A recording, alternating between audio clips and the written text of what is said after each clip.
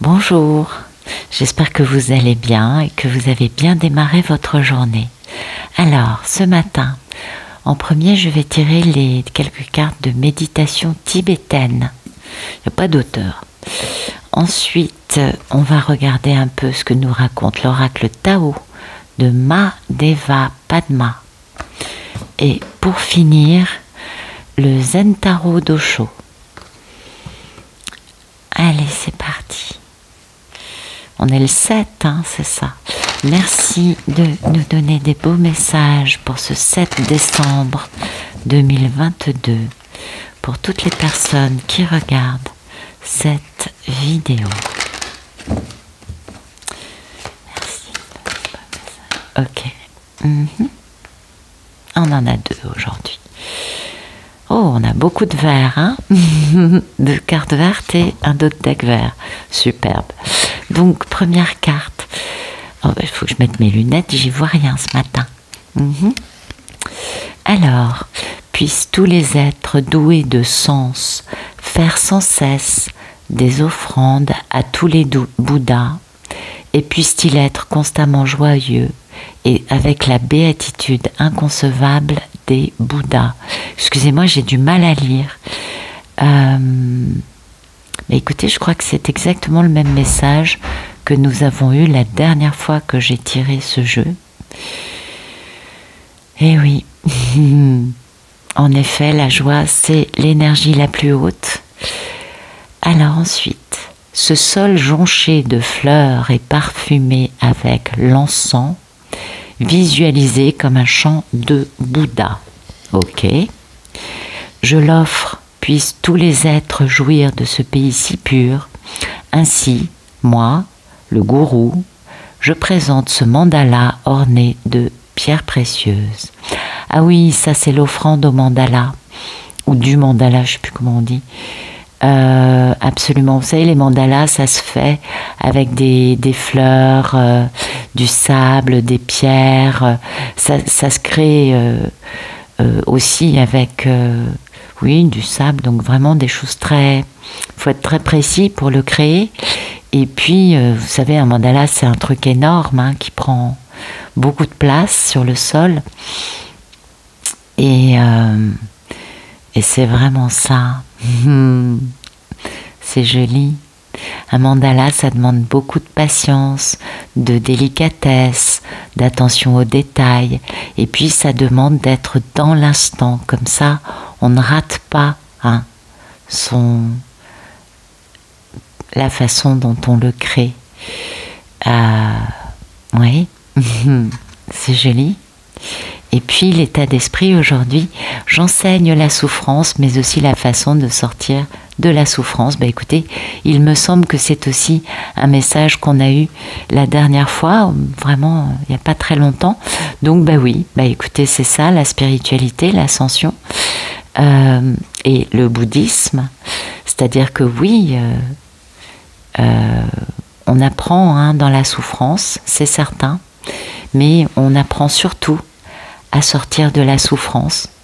On apprend surtout à justement développer ces belles qualités d'esprit dont nous parle cette carte au sujet des mandalas. Parce qu'en effet, il faut beaucoup de présence dans ce qu'on fait, être dans l'instant présent, être patient, être délicat, serein, aligné, pour poser le mandala et le fabriquer de la façon la plus délicate et efficace. Et puis ça demande aussi une grande discipline. Donc on est bien d'accord, c'est un peu ça les clés pour sortir de la souffrance, j'aurais tendance à vous dire. Et puis bien évidemment, la clé majeure, c'est cette joie, cette béatitude, c'est cet émerveillement et cette gratitude. Bien sûr, ce sont de belles clés, n'est-ce pas, pour sortir de la souffrance. Intéressant. Alors, ensuite, merci de nous donner des jolis messages pour ce 7 décembre 2022, pour toutes les personnes qui regardent cette vidéo. Alors,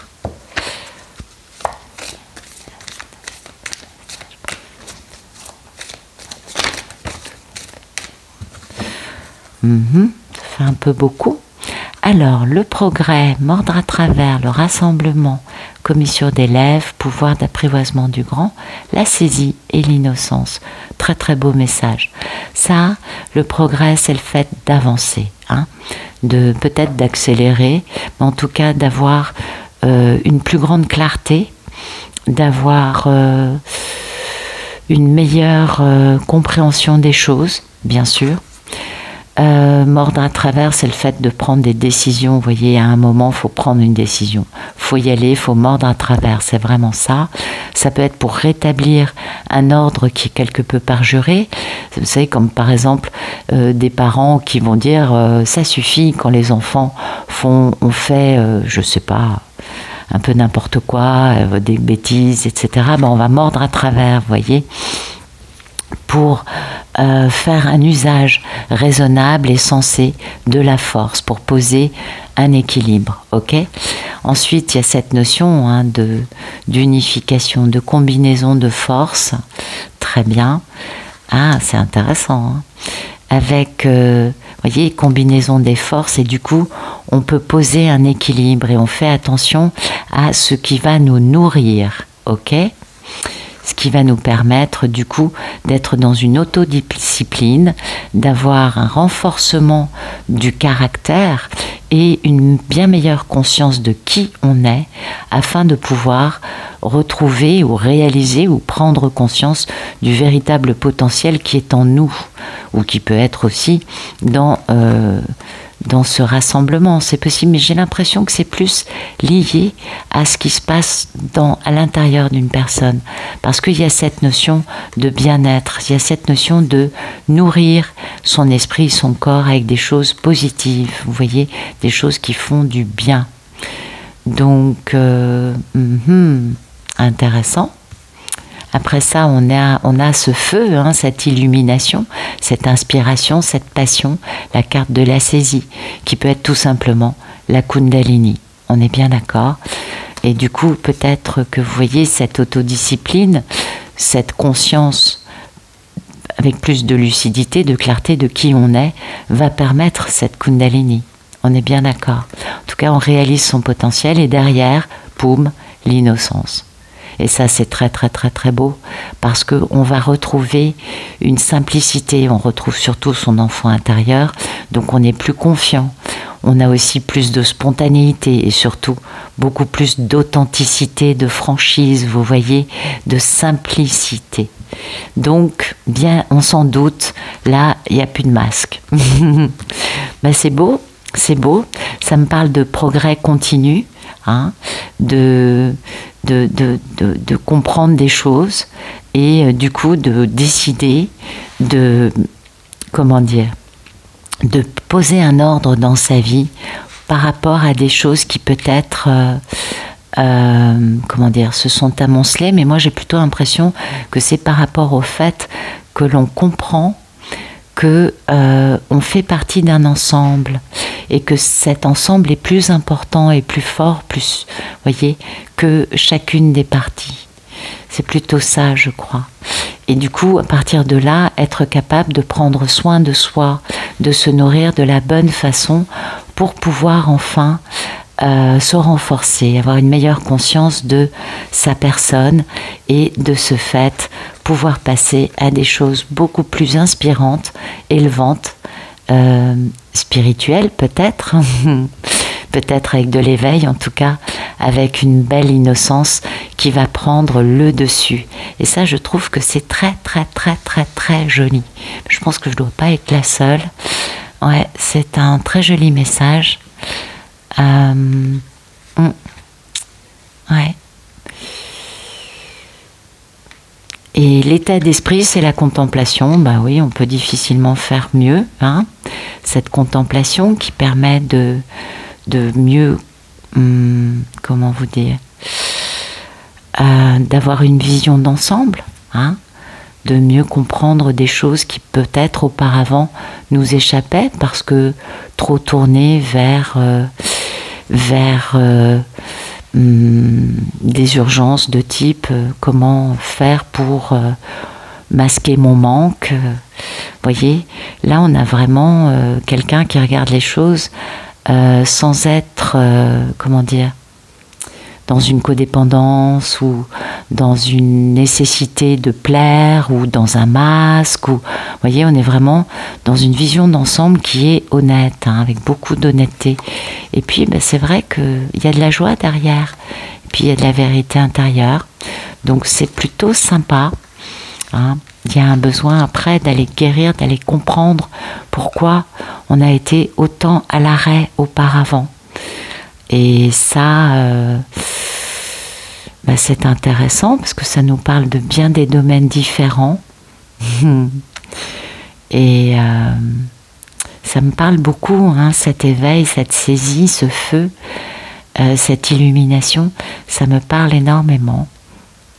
Parce que c'est peut-être un peu ça dont nous parlent les cartes aujourd'hui. Elles nous parlent plus d'élévation spirituelle, de chemin spirituel, d'illumination, de comprendre des choses aussi et du coup prendre plus soin de soi d'une meilleure façon, je dirais, pas de la meilleure façon, mais d'une meilleure façon, de prendre conscience de devoir poser des actes pour avancer, pour progresser et du coup d'arriver à se reconnecter à son enfant intérieur. Et ça, je crois que c'est primordial. Allez, on va regarder un message peut-être un peu plus dans la matière. Donc, merci de nous donner des jolis messages pour ce 7 décembre 2022. Pour toutes les personnes qui regardent cette vidéo. Oups. Ah oui, ça bloque un peu. Allez, merci, merci, merci.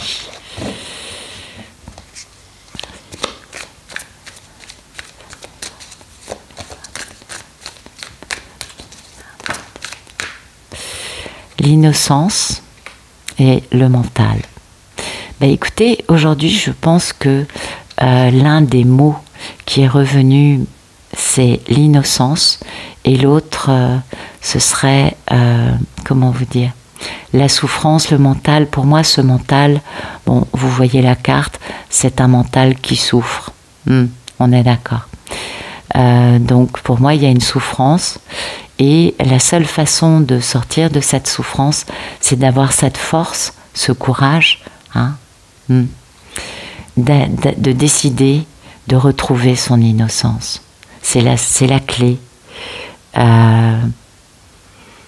Ouais, je verrais ça comme ça. Cette innocence, c'est aussi le fait d'être heureux. Hein. C'est le fait, bien évidemment, de se reconnecter à son enfant intérieur, de laisser de côté tout ce qu'on a pu apprendre et tout ce qu'on a pu intégrer et puis tout ce qu'on a pu incarner de façon à essayer d'être le plus vierge possible et de retrouver cette innocence.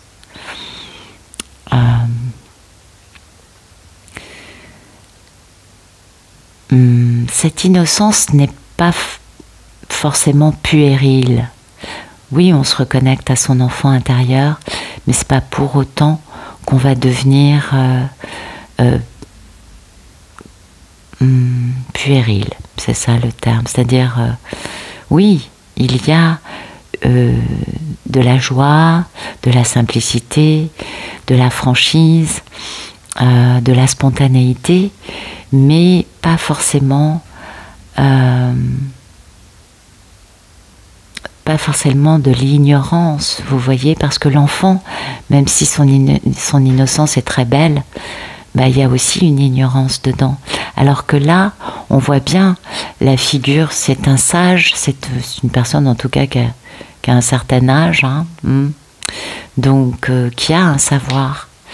Donc l'innocence qui n'est pas ignorante, je dirais. Et ça, c'est important parce qu'en fait, c'est dans cette innocence, avec cette forme de sagesse, comment dire,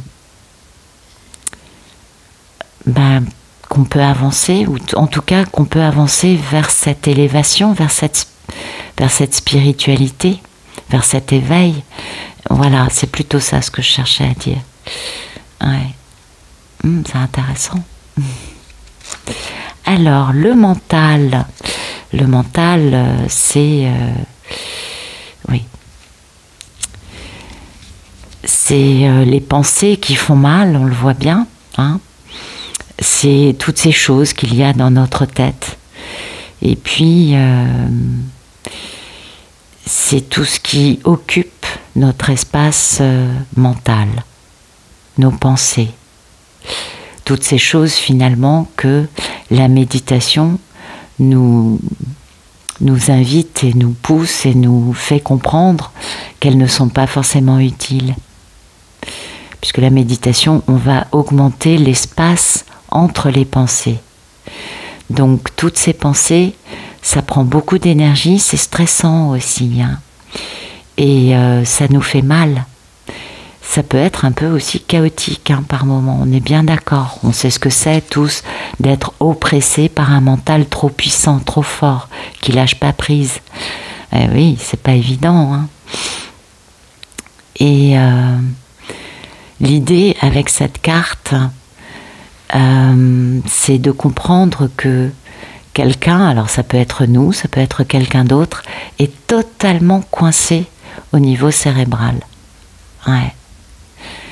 Et du coup, ça disjoncte, ça génère, c'est complètement verrouillé et caréné avec des pensées limitantes, avec, vous voyez, des convictions, une suractivité mentale. Et alors, je comprends que ça puisse être bon pour certains, j'entends bien, mais il est vrai que le chemin de l'éveil, c'est plutôt justement d'avoir un mental qui fonctionne moins, d'être plus dans une spontanéité innocente que dans un mental qui fonctionne à plein régime. Ouais, c'est un peu le but de la méditation, je crois aussi. Donc oui, il y a cette notion-là. Et puis, il y a cette notion quand même aujourd'hui de courage. Donc, vous savez, d'être assez courageux, d'être assez fort pour continuer à avancer, même si on n'a aucune certitude de où on va, ni aucune certitude de si on va vivre ou périr, hein, au fil des événements. Bah oui, on est bien d'accord. C'est un peu, vous savez, la terra incognita. Hein, on n'a pas le mode d'emploi, on n'a pas la carte, la topographie des lieux. Non, on n'a pas. On est obligé à un moment de s'élancer. Alors je ne vous apprends rien. Le courage, c'est la première qualité du cœur. Hein. Oui, c'est d'ailleurs la même racine étymologique, paraît-il. Donc, bien sûr, l'amour aussi, mais le courage, c'est la première qualité du cœur. Il faut avoir beaucoup de cœur pour être courageux, parce que quand on s'aventure dans quelque chose dont on n'a pas le mode d'emploi, les dangers sont nombreux, n'est-ce pas? Ben oui, on est bien d'accord. Et pourtant, on pourrait rester dans notre zone de confort, on est bien d'accord. Et j'aime beaucoup l'image de cette... vous voyez, on a ces pierres et puis on a cette petite fleur au milieu, toute seule. Et on se doute bien que la graine, au début, pouvait rester dans son état de graine, donc complètement dans sa zone de confort, inaltérable, indestructible, enfin si, mais bon, elle pouvait encore survivre longtemps, alors que le fait de décider de pousser pour mourir, parce que, ben oui, la fleur va périr à un moment, eh bien ça demande beaucoup de courage, parce que c'est sa mission de vie, à cette petite... j'arrive pas à dire... graine. c'est sa mission de vie, justement, elle, de pousser, de devenir cette plante et cette jolie fleur, même si, bah oui, elle va aussi vivre un état de décadence, on est bien d'accord. Voilà. Et il faut beaucoup de courage pour décider d'y aller et de le réaliser, parce qu'en effet, oui, c'est notre mission de vie à tous, de fleurir comme cette jolie petite plante, ne serait-ce que pour un temps, ne serait-ce que pour être l'un des petits soldats, des petites fourmis, des petits fantassins qui participent à cette élévation globale, même si, ben oui, ça ne dure qu'un temps et que l'on a un rôle finalement assez limité. C'est pas grave, c'est la somme de tout qui va pouvoir créer quelque chose de plus grand. Et c'est ça qui est important. Et vous voyez cette petite plante avec cette jolie petite fleur, elle en a deux. Bah oui, on peut passer à côté sans la voir, mais elle fait partie du grand tout, et puis dans son être, dans son essence, elle est parfaite. Et elle est très jolie d'ailleurs. Puis vous voyez, derrière, on a cette belle compréhension. Hein, ça, c'est le fait de comprendre, de pouvoir pardonner, et de pouvoir aussi décider de se réconcilier, hein, pour pouvoir justement mettre en place ce que cette innocence et ce courage nous ont insufflé, permettant à ce mental notamment de se calmer.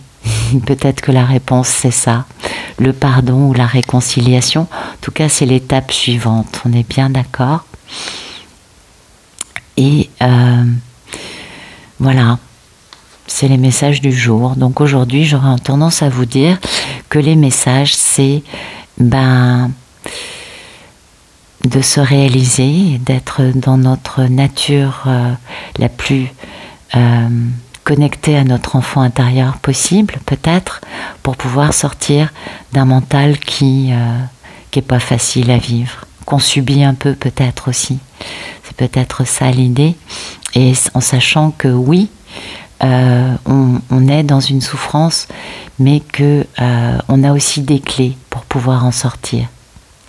Et c'est ça qui est important, et c'est ces clés qui nous permettent de faire une ascension, peut-être pas dans une paix totale, mais en tout cas dans plus de paix que ce mental ne nous permettrait de réaliser et de vivre.